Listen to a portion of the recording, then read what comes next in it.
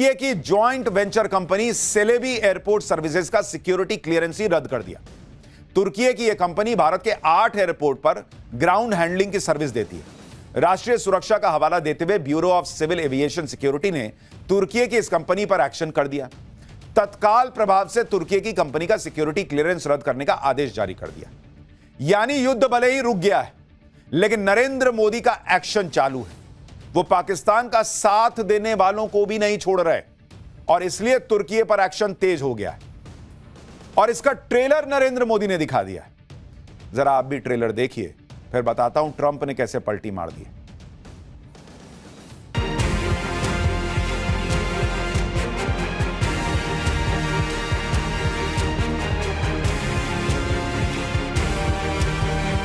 प्रारंभिक रिपोर्ट्स से पता चलता है कि वे तुर्की के असीस गार्ड सोंगर ड्रोन हैं। ओके, वहाँ बिल्कुल मत जाओ, वहाँ का एप्पल हर चीज़ बंद कर दो, वहाँ पे सब कुछ बायकॉट कर दो।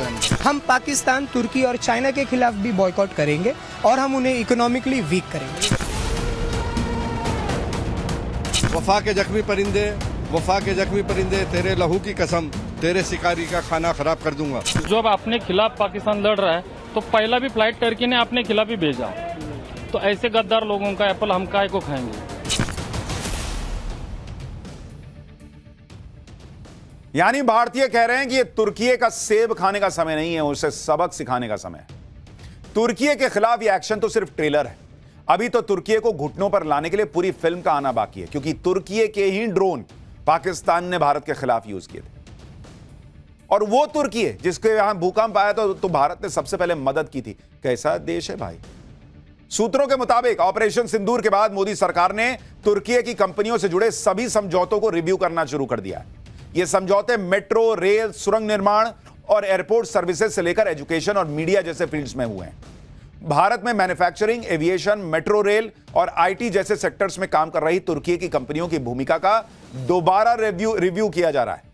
IBEF यानी इंडिया ब्रांड इक्विटी फाउंडेशन की फरवरी 2025 की रिपोर्ट के मुताबिक फाइनेंशियल ईयर 2023-24 में भारत और तुर्की के बीच आपसी व्यापार 88,000 करोड़ रुपए के पार चला गया था।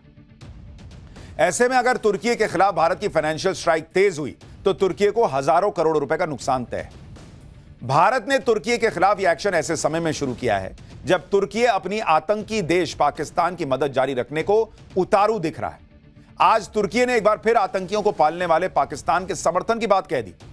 तुर्की के राष्ट्रपति एर्दोगन ने पाकिस्तान के पीएम शहबाज शरीफ को डियर ब्रदर बताया और भविष्य में भी पाकिस्तान के साथ खड़े होने की बात कही। तुर्की के राष्ट्रपति ने कहा कि डियर ब्रदर शहबाज शरीफ तुर्की और पाकिस्तान का भाईचारा सच्ची दोस्ती के बेहतरीन उदाहरणों में से एक है। आगे एर्दोगन ने लिखा कि वो भविष्य में भी अच्छे बुरे समय में पाकिस्तान के साथ खड़े रहेंगे। पाकिस्तान और तुर्की की दोस्ती जिंदाबाद।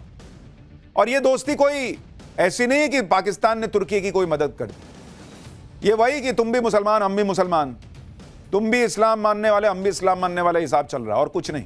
अगर मानवता की बात होती तो वो भारत का वो की मदद याद रखते कि जब हम इतने संकट में थे कि भयंकर भूकंप आया था कि नरेंद्र मोदी ने भारत की तरफ से सबसे पहले मदद भिजवाई थी।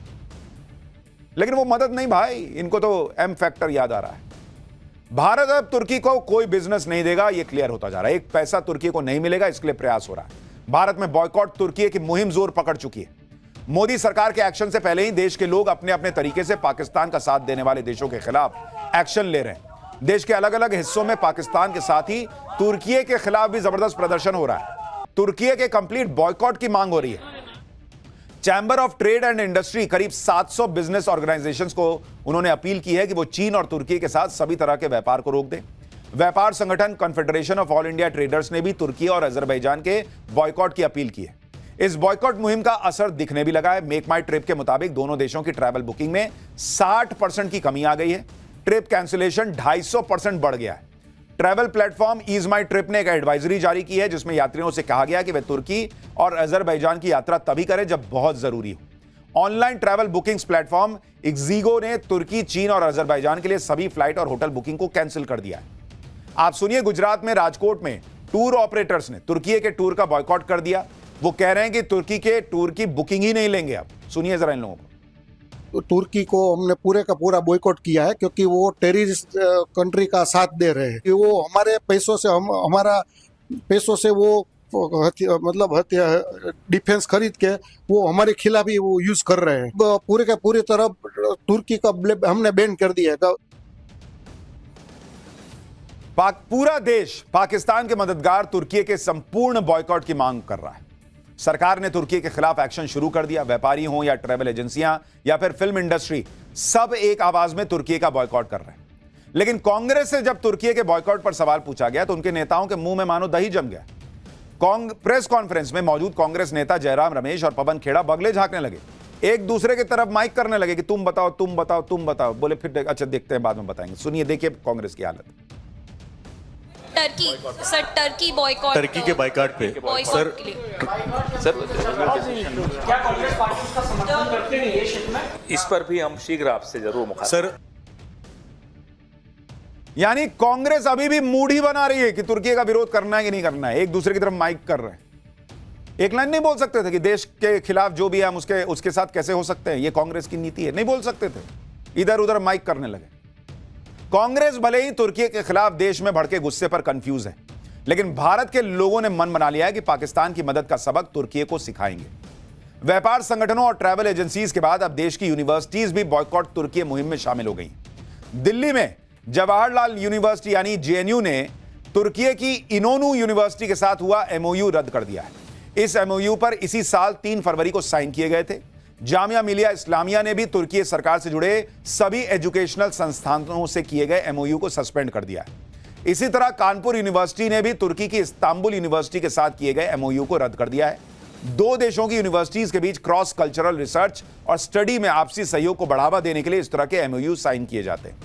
वहीं भारत के कई सेब व्यापारियों ने तुर्कियों से सेब इंपोर्ट नहीं करने का ऐलान कर दिया है। फिल्म इंडस्ट्री के कई डायरेक्टर्स ने अपनी फिल्मों की तुर्की में होने वाली शूटिंग कैंसिल कर दी है। यानी जिससे जो बन पड़ रहा है उस लिहाज से वो तुर्की का विरोध कर रहा है। कितना असर होगा, कितना इंपैक्ट होगा, इंपॉर्टेंट नहीं है। मैसेज जाना जरूरी है कि तुम आतंकवाद के साथ खड़े हो तो हम तुम्हारे साथ नहीं खड़े हो सकते। और पाकिस्तान खुद तो डूबेगा, अपने दोस्तों को भी लेकर डूबेगा, यह क्लियर होता जा रहा है। पाकिस्तान की हालत इस समय ऐसी है कि उस पर आंधी आई हुई है, भारत नाम की एक आंधी। जब आंधी आती है तो आप जल्दी जल्दी दरवाजे खिड़की बंद करते हैं, लेकिन पाकिस्तान इस भारत की आंधी में उड़ा जा रहा है। वो एक खिड़की बंद करता है तो दूसरी खिड़की खुल जाती है, फिर दौड़ के उधर जाता है, खिड़की बंद करता है तो दरवाजा खुल जाता है। और भारत की आंधी पाकिस्तान को उड़ा ले जाएगी ऐसा लग रहा है, क्योंकि एक तरफ भारत ने ऑपरेशन सिंदूर के बाद पीओके वापस लेने की बात बार बार करनी शुरू कर दी है। मिशन पीओके का बटन दबा दिया है नरेंद्र मोदी ने, ऐसा लगने लगा है। दूसरी तरफ सिंधु जल समझौते पर कह दिया है भारत ने कि पाकिस्तान को इसमें कोई रियायत नहीं मिलेगी। तीसरी तरफ पाकिस्तान के एटम बम के फ्यूज नरेंद्र मोदी ने उड़ाने का प्रयास शुरू कर दिया है, जिसके बारे में आपको आगे बताऊंगा।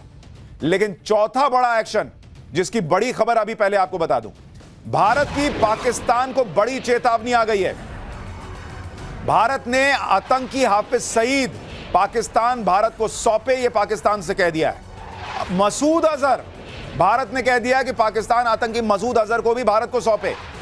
आतंकी सैफुल्लाह, जो इस पहलगाम हमले का मास्टरमाइंड है, भारत ने पाकिस्तान से कहा है कि इसको भी सौंपो, हमको दो, तुमसे नहीं होगा, हम इनको निपटा देंगे। पहलगाम अटैक का मास्टरमाइंड है सैफुल्लाह। भारत ने पाकिस्तान को मोस्ट वांटेड आतंकियों की एक लिस्ट दे दी है भाई।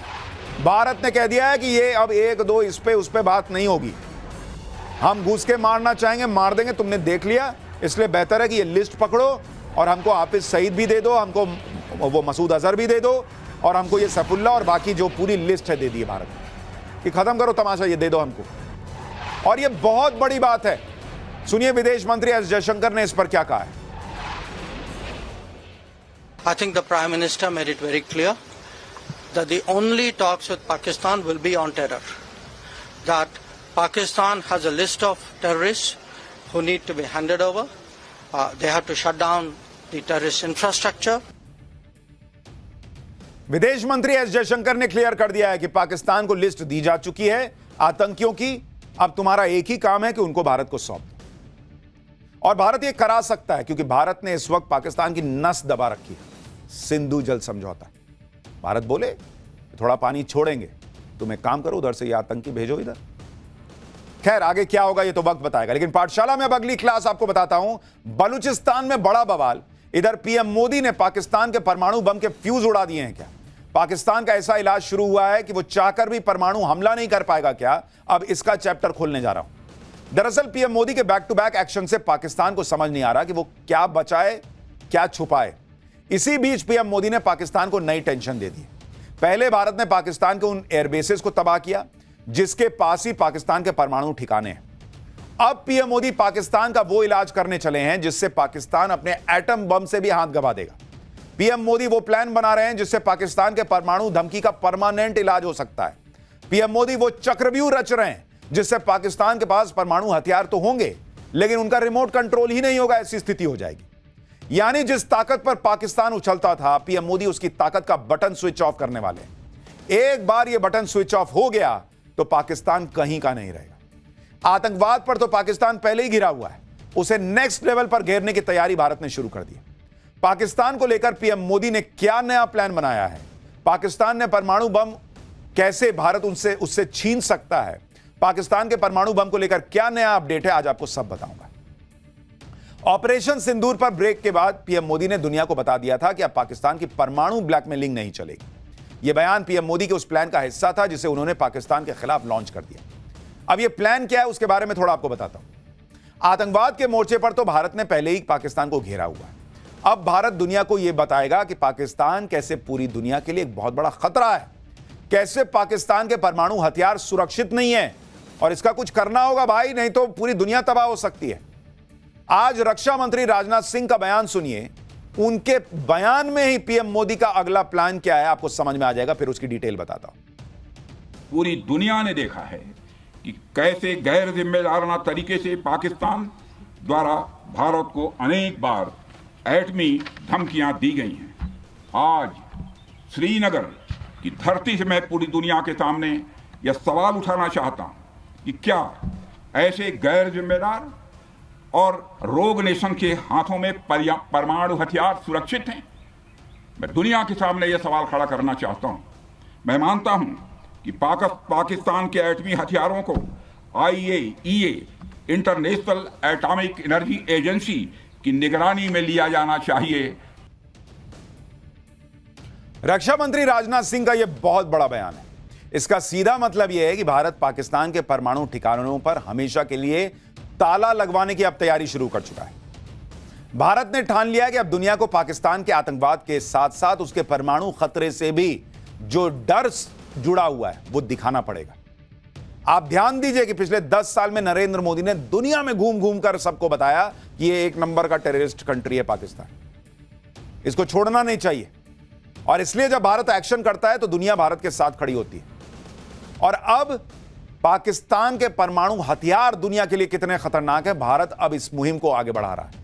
क्योंकि भारत ने पाकिस्तान को बता दिया नूर खान बेस और सरगोदा उड़ा के कि तुम हम पे फोड़ तो नहीं पाओगे, लेकिन अब वो दुनिया को बता रहा है भाई हम पे नहीं फोड़ पाएगा, लेकिन इधर उधर फटेगा तुम सोच लेना फिर किसका क्या होगा। दुनिया के लिए जानना जरूरी है कि एक ऐसे देश के पास 170 परमाणु बम है जो इंटरनेशनल टेरर का गढ़ है। एक ऐसे देश के पास 170 परमाणु बम है जहां सेना और आतंकियों के बीच गठजोड़ है। एक ऐसे देश के पास 170 परमाणु बम है जो कंगाल है, जहां फौज बेलगाम है, जहां तख्ता पलट आम बात है। एक ऐसे देश के पास परमाणु बमों का जखीरा है जहां के नेता परमाणु बम की धमकी ऐसे देते हैं जैसे परमाणु बम नहीं सुतली बम की बात कर रहे हैं। यानी जिसको मन आता है वो वहां एटम बम की धमकी देने लगता है। पाकिस्तान के नेताओं के यही बयान पाकिस्तान में परमाणु हथियारों के खतरे में होने की गवाही दे रहे हैं। भारत दुनिया को बताने जा रहा है कि इन बयानों को नजरअंदाज करने की भारी कीमत दुनिया को चुकानी पड़ सकती है। जो डोनाल्ड ट्रंप आजकल भारत पाकिस्तान के बीच मध्यस्थता कराने का दावा कर रहे हैं, उन्हीं के पहले कार्यकाल में अमेरिका ने पाकिस्तान के परमाणु बमों को लेकर चिंता जता रखी है। तब अमेरिकी अधिकारियों को यह टेंशन थी कि कहीं पाकिस्तान के परमाणु हथियार आतंकियों के हाथ न लग जाएं। उस वक्त ट्रंप ने भी पाकिस्तान के लिए कहा था कि वो आतंकियों को पनाह देता है। साल 2022 में तब के अमेरिकी राष्ट्रपति जो बाइडेन ने पाकिस्तान को दुनिया के सबसे खतरनाक देशों में से एक बताया था। कहा था कि पाकिस्तान वो देश है जहां बिना किसी सामंजस्य के परमाणु हथियार मौजूद है। इसी डर की वजह से अमेरिका पाकिस्तान के परमाणु ठिकानों पर भी नजर रखता आया। खुद अमेरिका मानता है कि पाकिस्तान तो दुनिया के लिए वो टाइम बॉम्ब है जो कभी भी फट सकता है। परमाणु हथियारों को लेकर पाकिस्तान का गैर जिम्मेदाराना बर्ताव तो दुनिया अभी ऑपरेशन सिंदूर के दौरान ही देख चुकी है। ऑपरेशन सिंदूर के दौरान पाकिस्तान ने नेशनल कमांड अथॉरिटी की मीटिंग बुला ली थी। पाकिस्तान में परमाणु हथियारों के कंट्रोल और इस्तेमाल का फैसला वहां की नेशनल कमांड अथॉरिटी ही करती है। हालांकि बाद में पाकिस्तान ऐसी कोई मीटिंग बुलाने से पलट गया था, लेकिन कहा जा रहा है कि यह पाकिस्तान की न्यूक्लियर ब्लैकमेलिंग का एक हिस्सा था। लेकिन ऐसे तिकड़म को ही भारत अब पाकिस्तान के खिलाफ पक्के सबूत के तौर पर इस्तेमाल कर सकता है कि भाई जब ये सब कर सकते हैं तो ये लोग कुछ भी कर सकता है भाई, ये इनका दिमाग हिला हुआ है।